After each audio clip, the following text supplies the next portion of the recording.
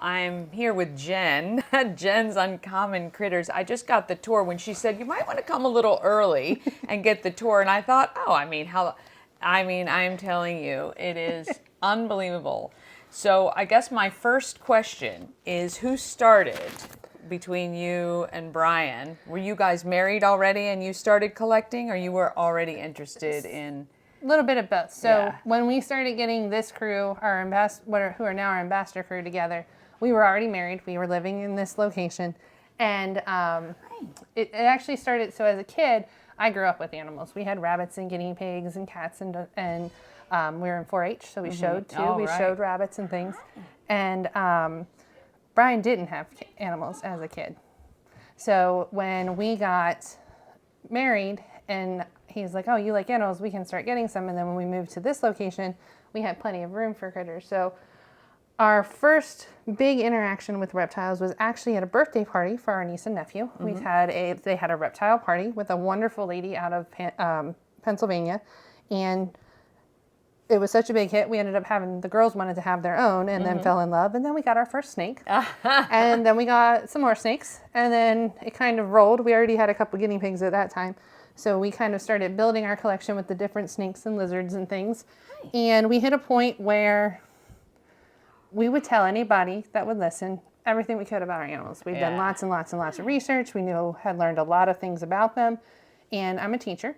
So Brian and my mom told me that I should go and teach people, have fun, do birthday parties. I'm like, well, maybe we'll do it a little bit for fun. We'll do birthday parties for family and friends, see how it goes. Well, as we did that, more people kind of got interested as they learned about it, friends of friends. And we thought, well, let's start an LLC and we'll do it, the right way. And as we started building that up and getting more people interested, people started asking us about taking animals. And that's when we started to realize that there aren't many rescues in Maryland or the surrounding areas for specifically reptiles and things considered small exotics. So we decided to take a look at what it would take, and I think within 9 months we had completely shifted our focus. So now we do the rescue and the education side, because both pieces go hand in hand and are needed in this area. People purchase some of these animals because their kids want them or whatever it is, or they think it would be cool and don't realize what it really takes to keep them healthy and in a good place and all that good stuff. My original dream lizard was the dragon. I got one of those. Then I wanted my next dream lizard was a skink. I have one of those. And then a tegu. The problem with tegus is they have such a big enclosure. It's where are we going to house them? And then Bud happened to come across recently in the last year as needing a forever home. He had been rehabbed by a gentleman we know, and he is a special case in which he's never been in an enclosure, so he's set up very carefully to make sure he still has all the requirements he needs. But he is one of the very social, loves to be out, doesn't mind interacting with humans, lizards. So he's one of our favorites to take out. He's one of my favorites to work with. So pretty. And he's a really cool animal. But I love all of them, but I can honestly say he's my favorite one. So with the adoption side, how does that work? So I actually modeled our adoption process off of Frederick County Animal Controls because I really like the way they handle things. And what we do is we have our animals listed on our website, and you can also access our application page there. And when you fill out the application, we read through it, and then we'll contact you to set up an interview, either in person or via Google Meet. And then we go through and ask questions to clarify. We give you any answers to questions you might have, help you make sure you have all the background information and resources you need. And then we ask for you to have your cage set up and ready before you pick up your animal. We really want to ensure that you have the knowledge you have, and they're going to a place that's going to be able to take good care of them and get them in a better situation than they may have been in before. Hi. What is feeding like here? It's a routine. And every day here is a routine. It's step by step. We get up, we have animals and certain things that are done in the morning, certain things that are done in the evening. Our 2 children help us with a lot of the chores. They flip-flop jobs each week, so they all have certain things they do. And it's just, it depends on who is in need of feeding. So the lizards are all bugs. So the leopard geckos get fed every 2 days at the moment. The bearded dragons are every 2 to 3 days, depending on schedules. And then with the snakes, it depends on the snake. Some eat, like Oreo here, she eats once a month. but others eat once a week. Yeah. Some eat once every other week. So it kind of depends. We keep a board that tracks everybody so we can keep track of who ate when last and then who is due. How have you continually or learned about a lot of these animals that you may not have had in the first place? Well, lots of research through different avenues. We do follow several people on YouTube who are very experienced in the reptile world, and we watch a lot of videos and read a lot of articles. Online, one of the big ones we check into and follow is reptophiles.com. So she's a herpetologist and she does a lot of research, and when new information comes out, she looks closely at it and even tests it out, and she'll explain in her blogs and things what is good about this or what is still needs to be figured out about it. So she's very informative. Brian is our YouTube guy, so he follows those and then goes, oh, here, watch this. There's some great information here. So it's just lots of research. And then our experiences too. Like we've learned several things over the last several years with working with these animals, and things that work out well and things that don't work out well. We had a ball python who we upgraded to a larger enclosure, and he flat out stopped eating on us. Not necessarily in his normal hunger strike room. And then when we put him back into a smaller, more compact enclosure with the hides, he went back to eating. So he felt safer. Kind of like a security blanket, I guess, for them. How many total animals do you have here right now? We're over 100. I know that much. I was looking to Brian because he had done a count not too long ago. And how many are adoptable that you're looking to adopt out? That number tends to fluctuate, but we're at about 30 right now. You were telling me, which I didn't even realize, about the guinea pigs, that there's like this huge problem with all these guinea pigs and not enough people that want to adopt them, I Guinea guess. pigs got really popular at one point, and I think a lot of people thought about, oh, these guys are easy, put them in, give them food and water, you don't have to do a lot. They're very social animals, so they either need to be in a pair or a group, and they do need interaction. The more you interact with them, the better they are.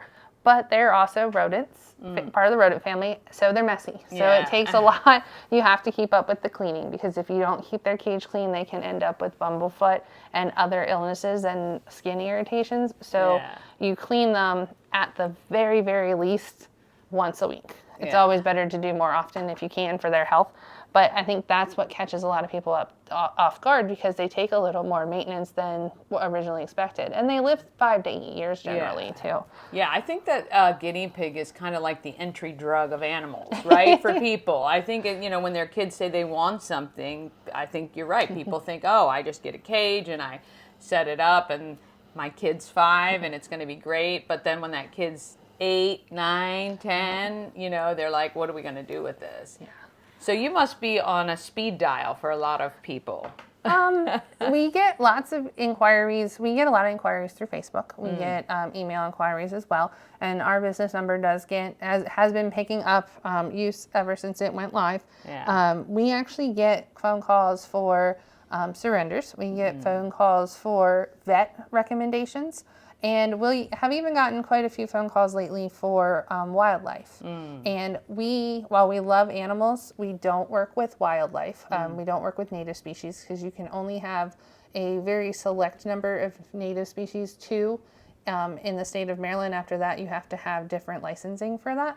I don't think I asked you, how long have you been doing the public part of this? Like when your business was set up and then you were out and about? So when we actually started with we're going to do birthday parties and things in the very beginning, that was May of 22. So it's actually been 2 years of that. And then when we made the move to let's put the rescue piece in, we got our original 501c3 in April of 23. We did go through a name change, so we had to change the name across everything, but everything was fully caught back up and ready to go at the very end of last year, beginning of this year. So we're now all of our paperwork is back where it should be good to go. Everything is but we've been doing animal education things for 2 years now. Yeah, okay. And the rescue officially as a rescue for a year. Yeah, that's great. That's great. If there was one thing you'd want people of Frederick to know about what you're doing, what would you want that to be? If you are struggling, if you are having issues with an animal, if you need to find a new place for it, be sure to reach out to a rescue or even our animal control. Frederick County Animal Control does work with animals like this, and I know people get scared to take certain animals to them. We are here to help, and if it's just you need help with a certain situation, you don't know how to adjust or fix something, we can give guidance. And when we have room at our rescue, we can accept intakes at times as well. Yeah. He's squishing my mic. It's all good. You're like, yep, that's enough. If you do have an animal that you can't care of, and what I meant to get at with that was, please don't release it. Yeah. Please never release an animal into the wild. Call either a wildlife rehabber. They can give guidance as well. Call animal control, call us, and we will give you guidance. Because if you release these animals into the area, you're in most cases giving them a death sentence. Yeah, because they don't. sure. If they're a pet, they don't know how to survive on their own. They're not good at that hunting piece. But many animals that are pets are also not native species. Right. In most cases. Yeah. And when you introduce a non-native species, you introduce a lot of issues to the environment as well, and put the animals in danger. Yeah. How many of these are foster fails for you? Like that kind of came in as adoptable, and then you said, nope, we're keeping them. None have actually failed for us personally. Well, 2. Who are you thinking? Brownie and Marshmallow, the guinea pigs. So I guess in a way they were foster fails. They were 2 of our original guinea pigs that came in, and there's just been no interest in them. But they also turned out to be 2 of the biggest guinea pigs we've ever seen, and 2 of the most social. And we started, they'd been around long enough, we took them out to a couple events, and they didn't run and hide. And so they started to really show some personality. And we decided to take them on officially as animal ambassadors. So technically, they failed because they were just really great for the program, and they're very social with people too. So you have the rabbits. I can't, and I'll show the pictures I took. Humongous. Max. He is humongous. He is like what you dream of when you're a kid and you read the stories of Peter Rabbit or whatever. How big is he? So Max is probably close to 12 pounds at this point. He's bigger than a lot of small dogs. And he's the biggest sweetheart. He loves to go out. If you put him on a leash, he'll walk around. Like, you can't really walk him, but he'll wander around, and he'll find the dandelions and the good vegetables and things that he can chew on, grasses, weeds. And he likes to be pet. He doesn't mind people coming to him. He is just one of the biggest sweet love bugs, and he was very clearly someone's pet, and he either escaped or was let go.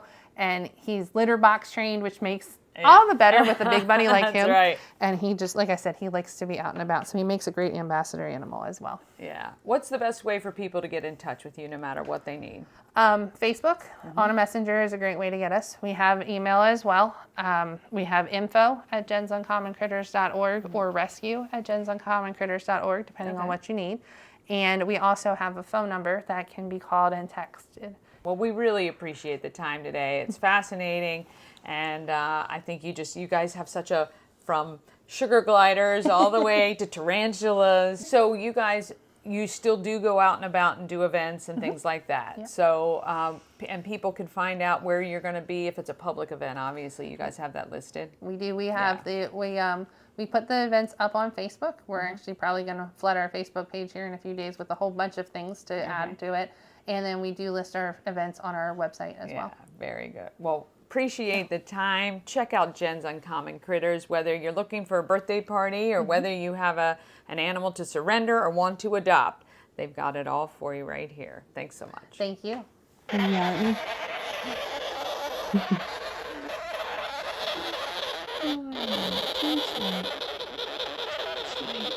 So, I know, you do not like to wait.